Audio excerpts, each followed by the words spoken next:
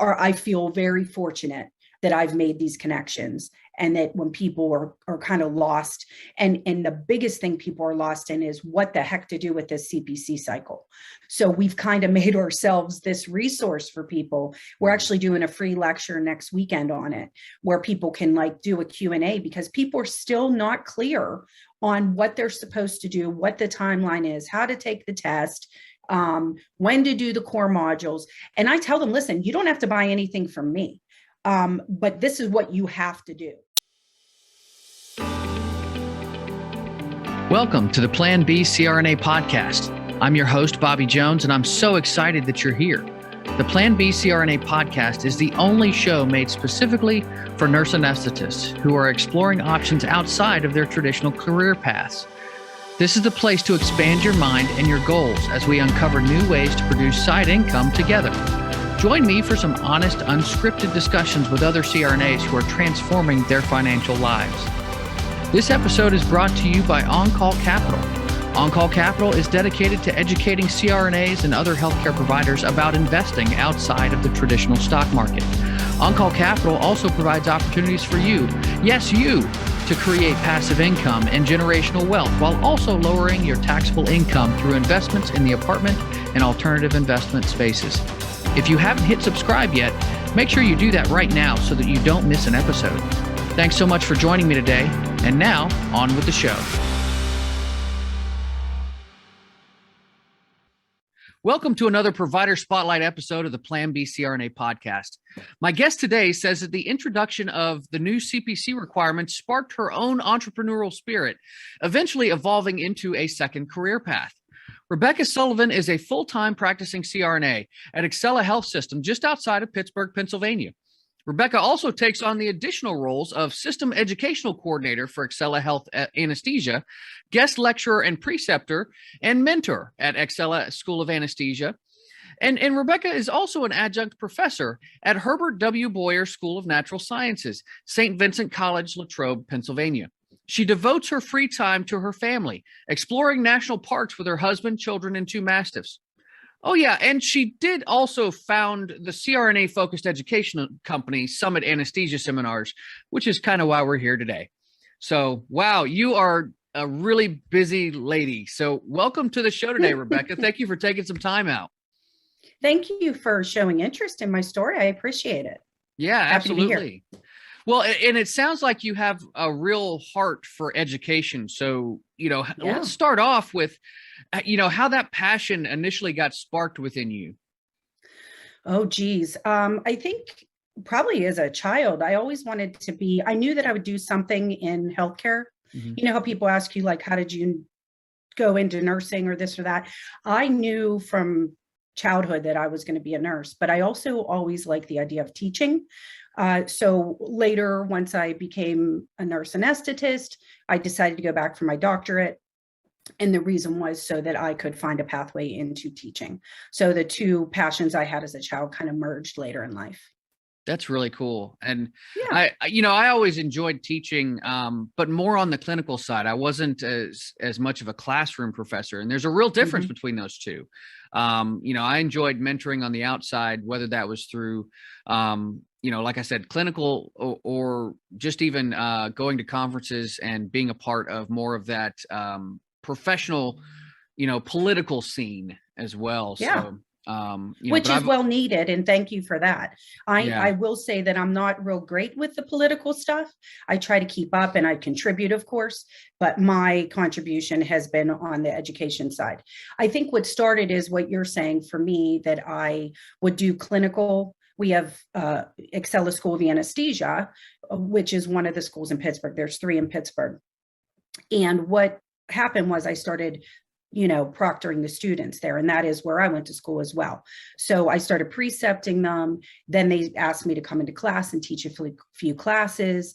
And then it just built off of that. Eventually I started speaking at state conferences and different things. And I never really had a problem speaking in front of a crowd. I also started doing the education for our health system. So it just kind of had a natural progression.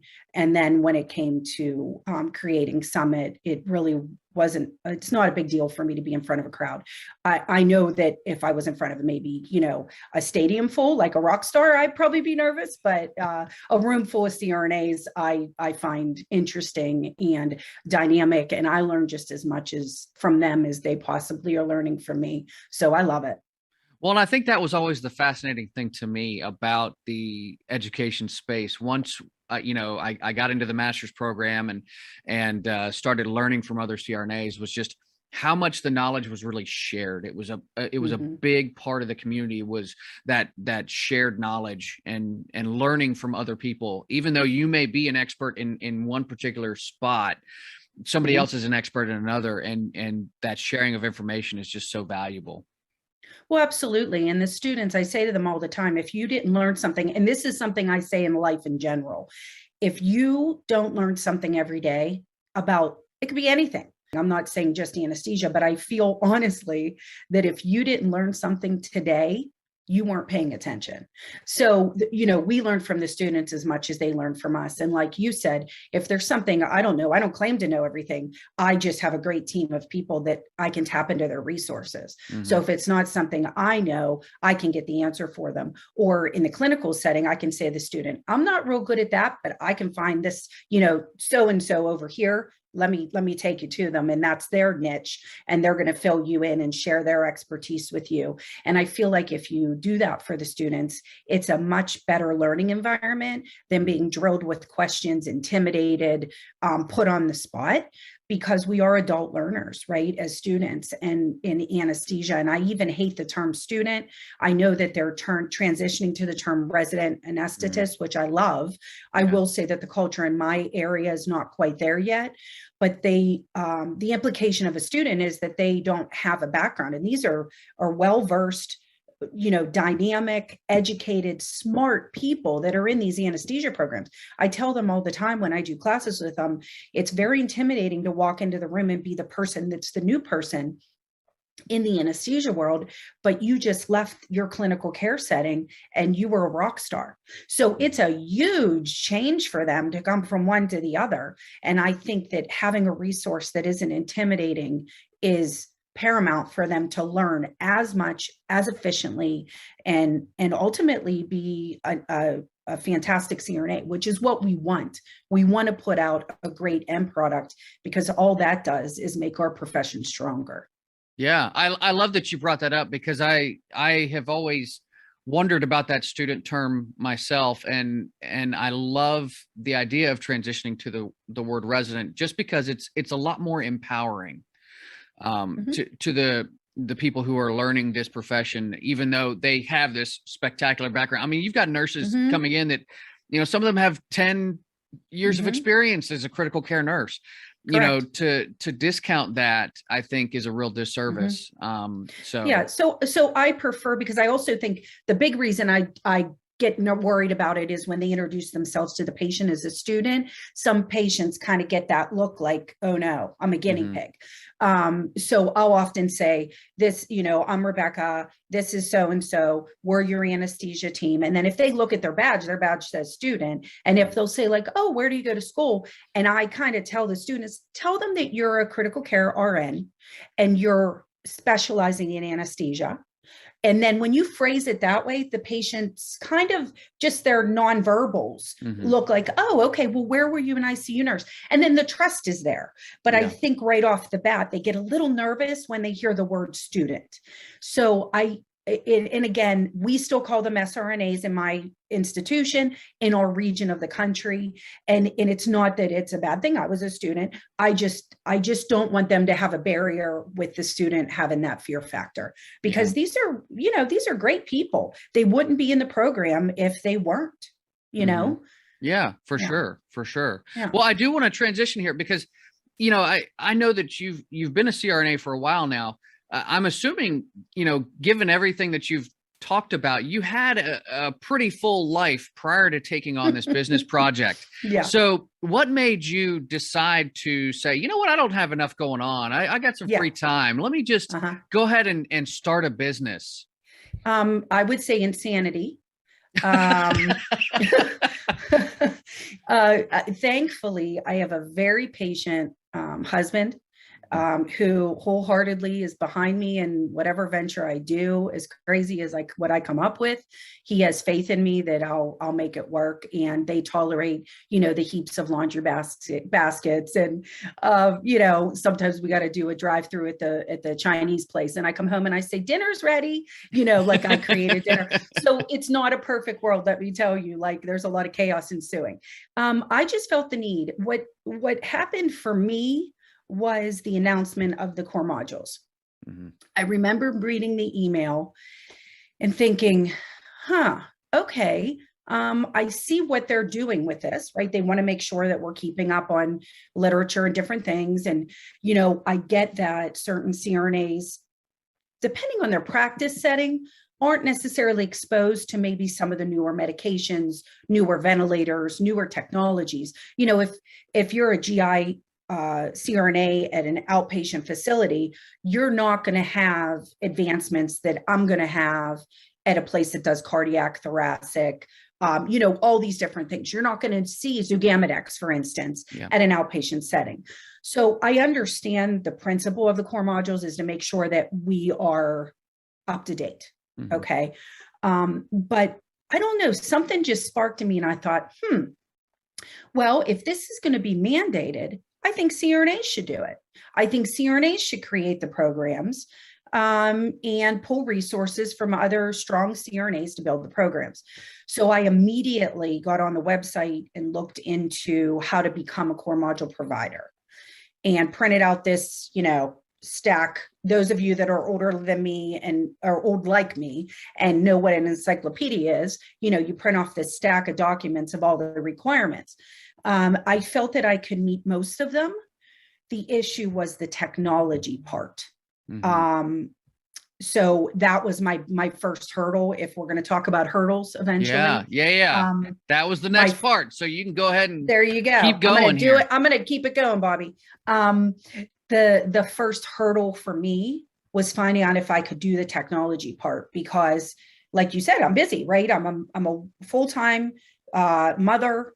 I have a father-in-law that lives with me. Like, I have a full life, right? So I thought I need to make sure that I'm not going to invest all this time and then I hit a wall after I've invested all this time. Yeah. So it took me about 6 months to make sure that I could get a technology partner, which I did. I found Don Crode, who's been like a lifesaver with Knowledge Shared Limited. His wife is a CRNA, and he actually had built the program that's capable of doing the core module work for his wife. Oh, wow. For the state of Massachusetts. So Don is like my spirit husband. I call him my work husband, because he gets it. He's also married to a CRNA, so he knows that we are a fickle bunch, right? If he does X, Y, and Z for me, I'm going to have a new way to start the list of, okay, well, thanks for doing that for me, but can you do this now? And he's very patient with me and very capable. So once that partnership started and I knew that I could do it, I built the LLC, I got the website, and I started really thinking, what else can I do? Because the biggest thing I was concerned about is, what if this wasn't going to go through? What if it ended up changing and I invested all this money, all this time into core modules, and then they go, you know what, we're going to change our minds and not do this, or XYZ. People don't come to my company, they go to another company. So that's when I started working on, maybe I need to do other things. So I started doing online courses, scheduling destination conferences. So it's extremely daunting task to do all of these things. Yeah. But that's what saved me when the pandemic hit, because, if I was all destination conferences, everything shut down. Yeah. I would have lost everything. And then my virtuals kicked in. Core modules, I've had core modules up for several years, but it wasn't until the last 6 months that I started really selling them, because now people are going into the cycle that it's it's mandatory now rather than elective. Yeah. So I always have a lot of, fires going, which like I said, is extremely It can be overwhelming at times, but it's what keeps me kind of going in the business, because when one thing fizzes out, the other one kicks in.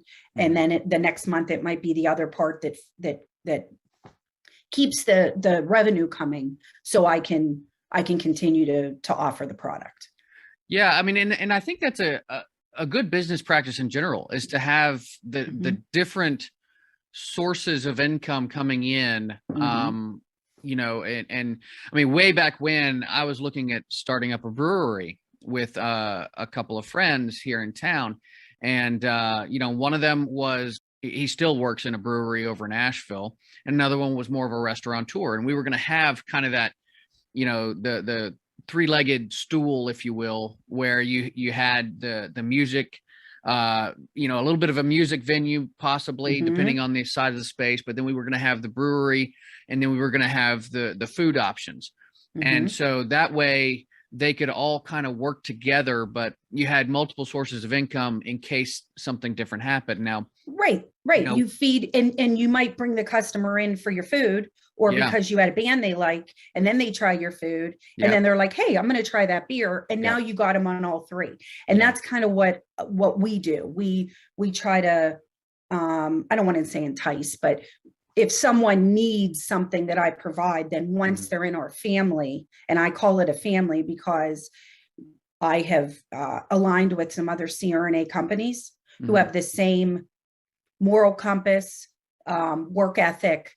We try to keep the price point down and the product level high. And we work together so that our customers can benefit. Like, once you're in the family, now we'll give you discounts on all these other products, because the ultimate goal is for us to have phenomenal CRNAs who are highly competent. And we all know that our CE money keeps going down and down, right?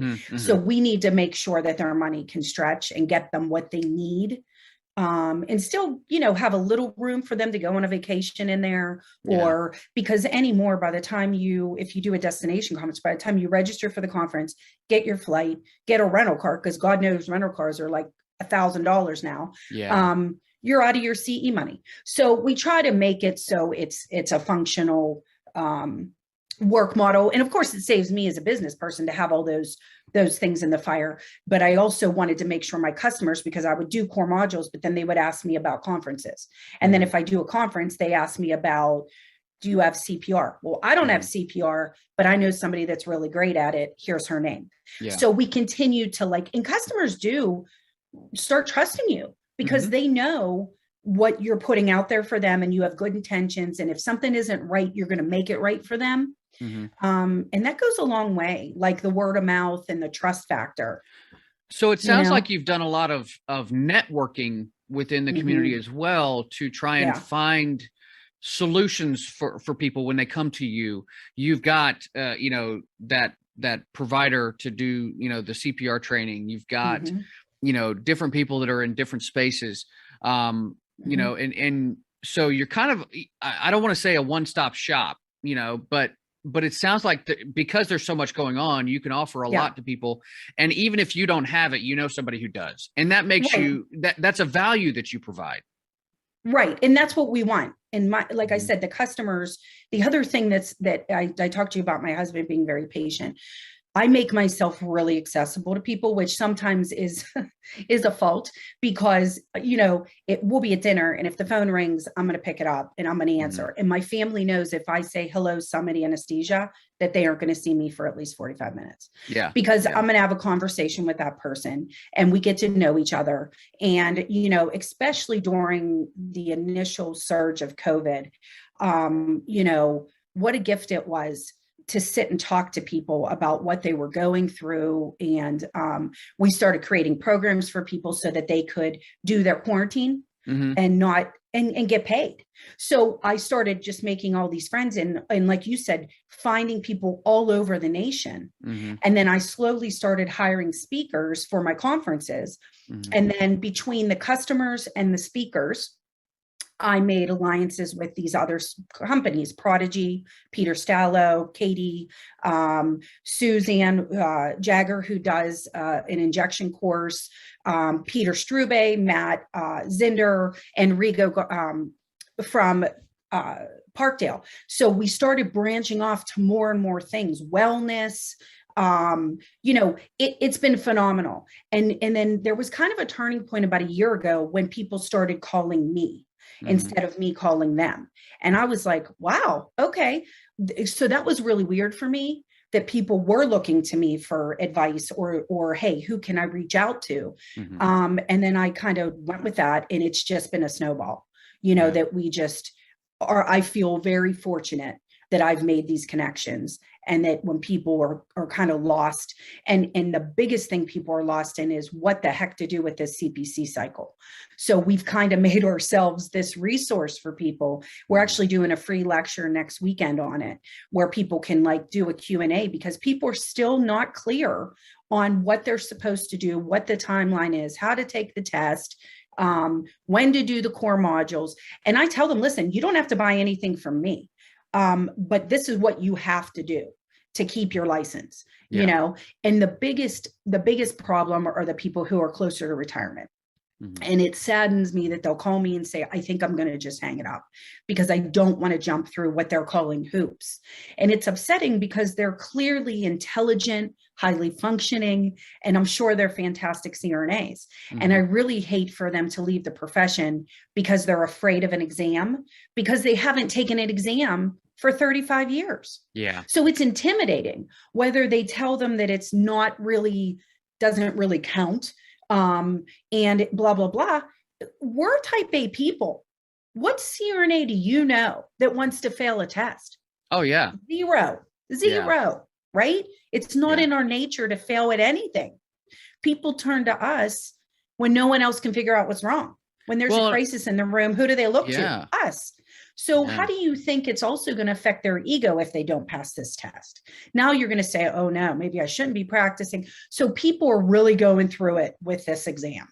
Yeah, They're absolutely. Scared, Absolutely. And that's, and that was the first thought I had is, if you don't get the score that would pass you, and you've been in practice for 35 years or 20 years, whatever, you start to question yourself and your decision-making potentially. Right. And that can do some harm to the psyche of providers.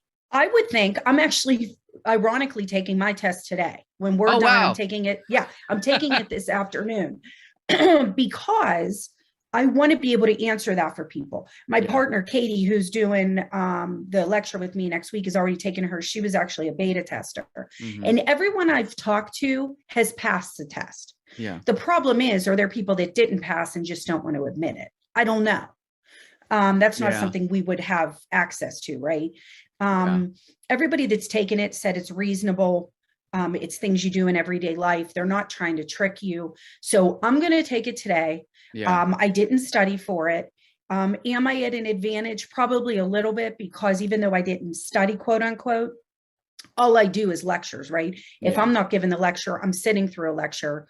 I'm making the core modules. So I do have a little bit of I think, an up.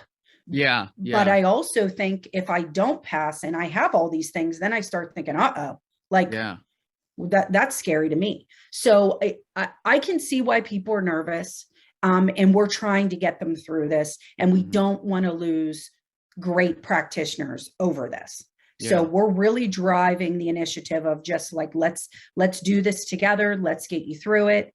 People are also stressing over the core modules because it's, 20 hours in front of your computer doing the module, then taking the test. If you don't pass the test, which is an open test for the core module, but still some of the questions can be tough. If you don't pass the test, you got to buy the module again. You got to sit through all that again. So now we're going to start doing core module lives. So my husband took that news well when I said, guess what? I'm adding more to our plate. He's like eating his dinner like, what? Okay, what's that mean? I said, you're going to get more air miles because we're going around the country. We're going to schedule these events and we're going to deliver it in person. They're going to take the tests on site. Whatever we can do to keep these awesome people working, we're going to do it. Well, and it's obvious that you have a real passion for people and these providers. And so, I was going to kind of segue that into, what are some of the rewards that you're getting out of this? What are you getting out of this personally? And what's the game for you? Well, obviously it is a business, right? Mhm. So, there is financial benefit, but obviously I have to love it because I spend a ridiculous amount of hours doing it. Mhm. Um, is it as profitable currently as working as a staff CRNA? No, but I think that we will get there. Mhm. But the biggest thing for me is getting to know all these people. I feel like when I leave, we just did a conference in Pigeon Forge. I feel like I was like friends with everybody when we left. Yeah. And they'll email me, they'll reach out to me on Facebook.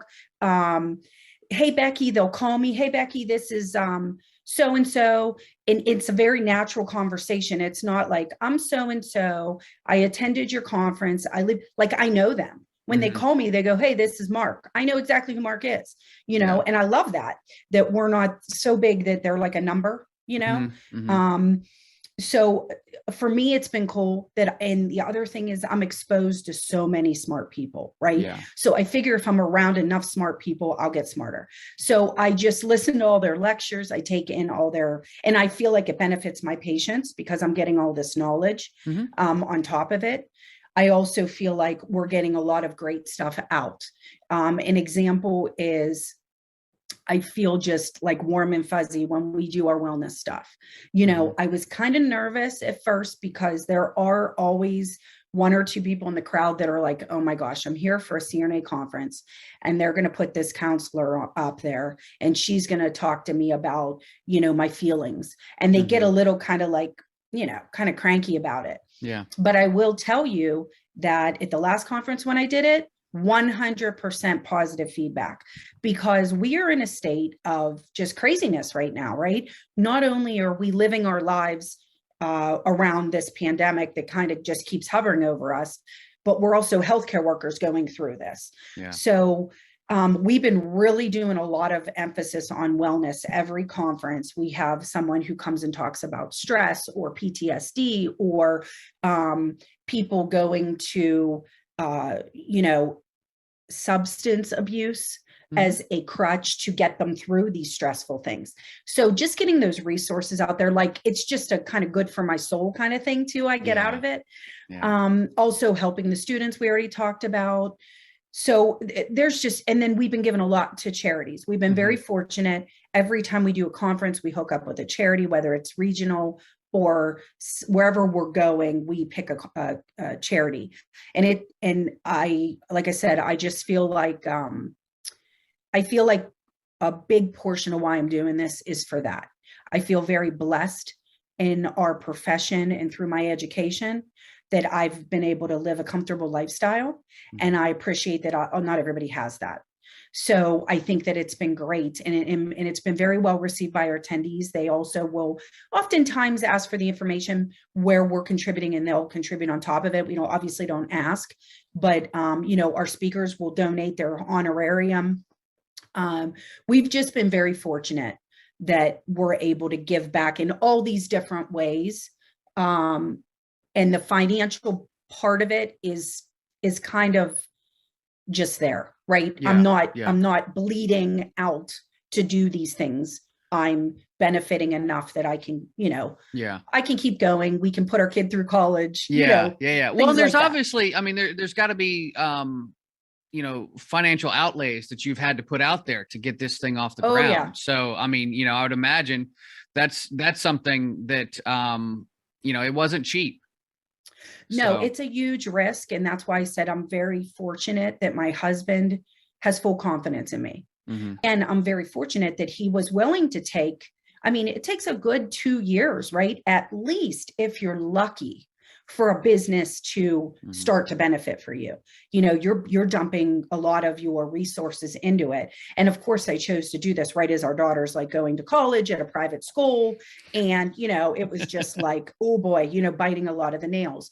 Yeah. But, and then with the pandemic happening, we really had to learn a lot because the contracts can be very tricky in the wording.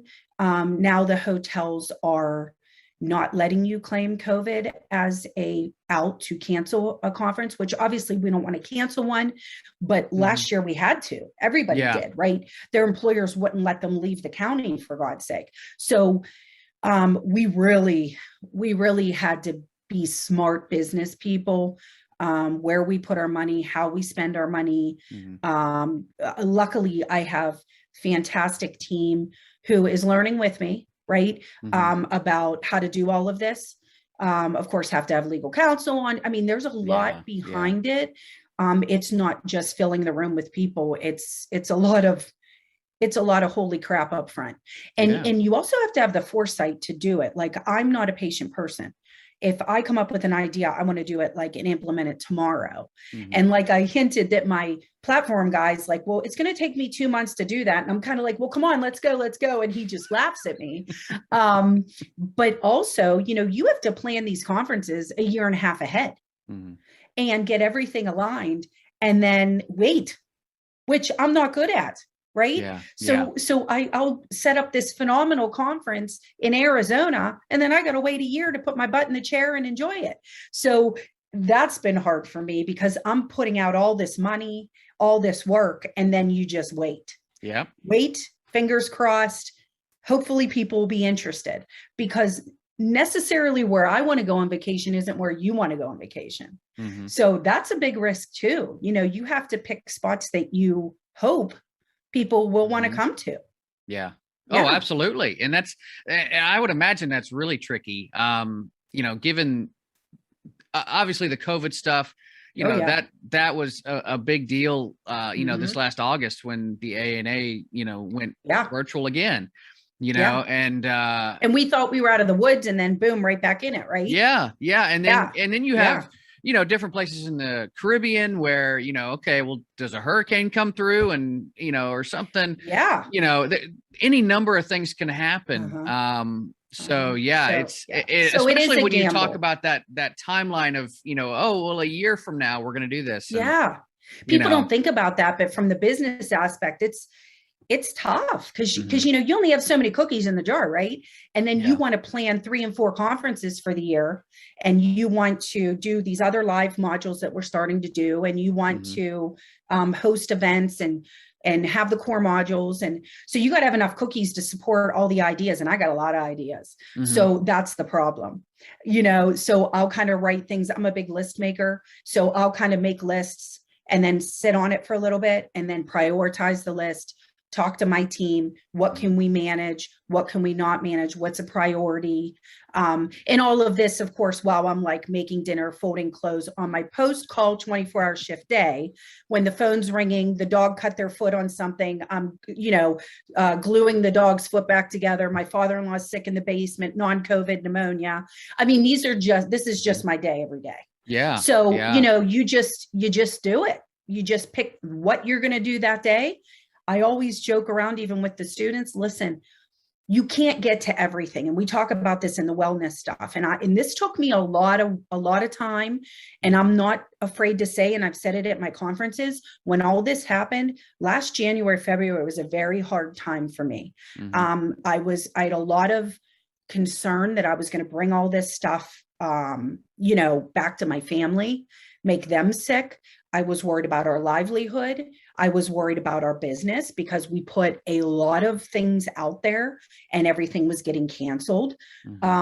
So I just felt like, you know, the world was coming in on me, and I had a lot of anxiety and concerns, and I did sought out counseling, and she changed my world because she helped me to realize that I'm a type A, and I got to learn how to let certain things go, prioritize. And like, I joke around about it, but I'm hoping that somebody in the audience is listening, because, you know, if you meet me, I'm overweight, right? I'm not perfect. My house is a mess. But I am proud to say that I'm happily married. My children are happy and healthy. That's what matters, right? All this other stuff is a bonus. So, you know, I just have to tell myself, listen, I got to prioritize.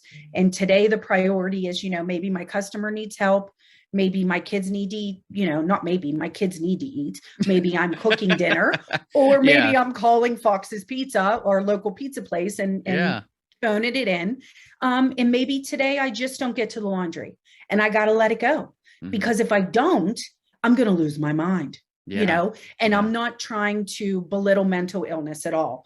I'm just trying for people to understand that, like, this is all normal. This is normal stuff. So even though we want to take on all of these things, we got to give ourselves permission to fail each day at something. Right. Yeah. Well, and I've maintained, that being an adult in today's day and age is so much busier than it was 50 years ago. Like, because you could go and take a ride in your car and just be away from everything. Now you can't get away from it because it's in your pocket. It's your phone. Well, yeah, you got, the phone, right? You got a computer in your pocket. We're reachable at all moments. Right? I have had, and God forbid I don't answer this phone. My husband thinks I fell off a cliff. Yeah. Right. But that's how we are now. We're that, like, instant gratification. Go, go, go, go, go. Yep. I've had 7 notifications just since we've been on this conversation. Right. It's ridiculous. And how do you get away from it when you're just constantly bombarded? I guarantee you I'll have 30 emails. So the hardest thing for me is like walking away from it. And one of the things I had to do is, when I'm 24-hour call, I kind of have to leave. Now, I can't put my personal phone away because, unfortunately, we communicate at my facility with our cell phones. Yeah. Do you need a break, or can you bring me this, or blah, blah, blah. Yeah. Like, I'll even have my work phone and they'll still hit me up on my personal phone. So I can't put my personal phone down. But what I did was get the smart device that I can look down and see what the text is. If it's not a priority related to work, I don't deal with it. My team, I have a program coordinator, Casey, that when I'm on 24-hour call, I forward my emails to her, because I was, like, obsessing. Like, I would take my break, be looking at my emails, take my lunch, be looking at my emails, finish the OR for the day, which might be 10 o'clock at night. Right. And I'd be looking at my emails. And I realized that it wasn't the customers putting that pressure on me. It was me. Right. I mean, no one expects me to answer their email in 15 minutes. But I want to be able to answer somebody because I want them to be happy, satisfied, whatever. Yeah. But with that, every time I did that, I was giving away, like, my wellness, because I'm not taking 15 minutes for myself. Like you were saying about just getting in the car and driving. So part of me being able to do all of this is that when I'm on call, I forward stuff to her. And then when I'm done for the day, or I have a hot minute, I sit down and look at the emails and prioritize what needs addressed. But I had to set that boundary for myself. And again, the customers weren't doing it. It was me. We're just so, I keep using the term type A, but we're like, we just like things in order. And at least I do, and my family knows if I'm losing it when they come in my office and there's papers all over my desk, because generally it's not like that. So if they walk in here and, like, papers everywhere, they're like, oh, we ain't talking to her today because she's going to be a hot mess, because I got too much going on. So I'm slowly learning, and I'm 46 years old. Like, why did it take me this long to figure this out about myself? But I'm learning. And that's what I was telling you. We learn every day. So if what people take away from one of our meetings is the wellness component, then kudos, because if we're not well as a person, we're not going to be a good provider. And that's what I had to keep telling myself is, when I'm at work, I can't be distracted with business stuff. When I'm at work, my job and my duty is to have my focus on my patient, so that's kind of how I deal with it. Yeah, for sure. Yeah. So let's talk a little bit more about Summit Anesthesia. Where are you headed with this company in the future? What do you see for the next 5 to 10 years?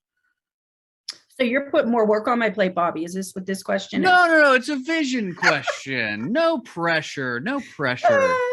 So I would like to continue to build on what we're doing, do more live things. Like I said, we're starting to do the core module lives so that people can come in person, do the core modules rather than in front of their computer. If the person listening doesn't understand about the core modules, you have to do the testing part online. That's with any provider. So people sometimes aren't good test takers. So one of the things we're permitted to do by the NBCRNA is to give the live lecture. We can give the content in person. So a lot of people prefer to just listen to somebody talk rather than to listen to a recorded lecture. You know, there's more dynamics in your voice. And, you know, when we do recordings, we have to kind of edit it and make it kind of, I think it's kind of flat and bland because we have to make sure we speak perfectly into the microphone. You know what I'm saying, Bob, because you do these podcasts. Yeah. So when you edit them and whoever your editor is, make me sound really smart, please, today. Like cut these edits. And if I have a lot of Pittsburghese, and, you know, cut those out so I sound really smart. Anyway. My Southern drawl gets in the way a little bit sometimes. It's like, okay, I got to speed up the talking here. I don't think I sound like I'm from Pittsburgh, but people say I do. So if I do, oh, well, that's okay. That's where I'm from. Yeah.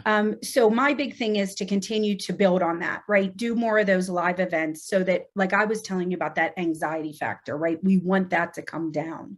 We want people to come to us. And I was talking about my partnership. It's called CRNA Partners.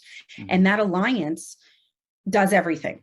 And when you were saying about one-stop shopping, like we're doing, Prodigy does the online teaching, I do the virtuals, I do the on destination, we do core modules, CRNA ACLS does the BLS PALS. We're talking right now to somebody that does POCUS, TEEs, CRNA, all of these are CRNA owned and led companies. Yeah. We have an alliance with the injector courses. We have an alliance with a wellness symposium. You were talking about, and this was a big bummer for me. You talked about the ANA conference being canceled in Austin because they were in that uptick. A month later, we were supposed to do a provider wellness symposium. It was this big event. I was so excited about it. And you go and they do seminars and they have experiences, and it's about you learning how to handle your stress. That was canceled because it was also in Austin. So, you know, we're going to do that again next year. But the point is, like, all of these people, I talked about Parkdale Center. I have all these people now who come to me or one of us and say, we want to be a part of what you're doing because it's good. It's great for CRNAs. They can go to this one place and they know that they can trust the product. They know that our intention is for good. I just want to keep building on it. You know, I want people to know that they can come to us. Yeah. Well, and I think that's a fantastic place to end it. But I do want to give people a chance to get a hold of you. So how can they find you? The fastest way to get a hold of me is by email because I do still work full time. So I would go to, it's Summit Anesthesia Seminars at gmail.com. If you can't remember that, just go to our website and there's a contact us page and my email's there. I have a couple different emails. The main ones I answer both and I check them regularly. So there are many things. If you need a job, if you have a job opening, you know, we're going to start working with not CRNA recruiters, but locums agencies. So I want to be clear that our intention, if you join our family, is not to inundate you with emails of products. That's not what we're about. We're about, hey, we have this coming up if you're interested. Hey, here's this, here's that. Some of it's free, right? One of the things we want to do is say, talk to a CRNA locum agency and they say, I have these job opportunities, not a CRNA recruiter that's going to get a hold of your email and drive you nuts. So I had somebody at my last conference that said, I have 4 job openings. I just had a husband, wife leave, one retire, one relocate, and he's really stuck for CRNAs. So at the conference, we luckily in person, we got, you know, he networked with everybody in the crowd and was able to try to get some names. So what I'm getting at is you can reach out to me for anything. And luckily through all these resources, maybe I can put you in touch with somebody, no matter what it is. And if I can't, I'll try my hardest. So, you know, send me an email and I'll do whatever I can. Yeah. Yeah. Well, it's been wonderful having you on the show today. What a fantastic conversation. Thank you so much for You're wonderful. And I think this is great what you're doing. Well, thank you. This is I love it. It's outside of the box, but it shows, you know, that there are opportunities for us outside of the OR. I still love being in the OR, but, you know, we're very dynamic people. So I'm not surprised that you're finding a lot of entrepreneurs in the CRNA pool. There is so much talent out there. It has really blown my mind. I had this idea and I thought, oh, well, this, I'm sure there's quite a few people out there that do stuff, but the types of things that people are into consistently surprises me. I know. A lot of smart cookies out there. I read it all the time. I do the different Facebook groups like Hustle, Side Hustle, CRNA Side Hustle, like you were saying about real estate. We were talking off the recording, and people are just, they're movers and shakers and smart, and kudos. Like I said, to anybody listening, we're not here to just push like our products and drop names and whatever. We're here as a resource. So if you're comfortable with a provider you're using, use them, but I think you just need to know there's a lot of CRNA owned companies out there, and that you're going to get quality with any of those products, because we're a dynamic bunch. Absolutely. Absolutely. Well, thank you again for being here today. I really appreciate it. My conversation with Rebecca was such a pleasure. Trust is a really important part of how we care for patients and for each other, and that seemed to be the common thread throughout our discussion. The introduction of the core modules has been a real game changer for CRNAs across the country, and Rebecca is incredibly passionate about helping her colleagues navigate that changing landscape. But it's easy to let our passions get in the way of taking care of ourselves throughout this journey. As hard as we work at our jobs, we must give equal weight to our lives outside of anesthesia. Rebecca is busy providing the resources that make it easier for others to do just that. Many folks feel stuck in their current situations when a simple change or networking connection can improve our outlook. Don't be afraid to connect with others in this next year, and don't be afraid to look around. You might just like what you find out there. That's going to do it for our first show of the new year. Until next time, be safe and take care of each other out there. Thank you so much for joining me for another episode of the Plan B CRNA podcast. If you haven't already subscribed and reviewed the show, I'd be honored if you took the extra time. It really helps to expand our reach and get the word out about the show. If you're a CRNA who is interested in sharing your story on our podcast, I'd love to have you. Please email me at bobby@oncallinvestments.com for more information. This episode was brought to you by On-Call Capital. They are dedicated to helping providers like you develop passive income and generational wealth through investments in the apartment and alternative investment spaces. Feel free to check out their website at www.oncallinvestments.com and subscribe to their free educational email series. You can find On-Call Capital on Facebook, Instagram, and Twitter. You can also check out our YouTube page, where you'll find all of the show episodes along with other educational videos. Thanks for listening, and we'll see you on the next episode.